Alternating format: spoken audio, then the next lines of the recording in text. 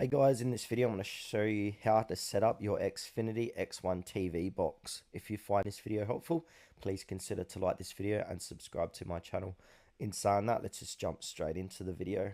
Alright, so setting up your X1 TV box is a pretty straightforward process that you can complete using the Getting Started kit provided with Xfinity. So I've outlined a step-by-step guide in how to do this.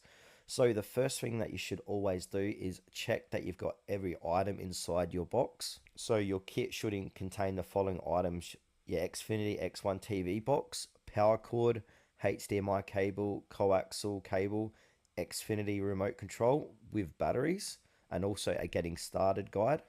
So now it just depends how we're going to connect it. So if you're using a coaxial cable or a HDMI cable, if you're using a HDMI cable, you want to plug it in the back of the box here and then plug it into the back of your TV. And also we need to power up the box. So plug the power cord into the box and then into the electrical outlet. So on this box here, the power cord's on the far right bottom.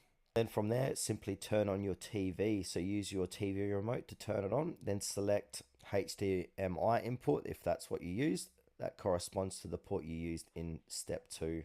And then once the TV box is connected and powered on, you should see an on-screen prompt to begin activation. Then from there, simply follow the on-screen instructions to complete the activation process.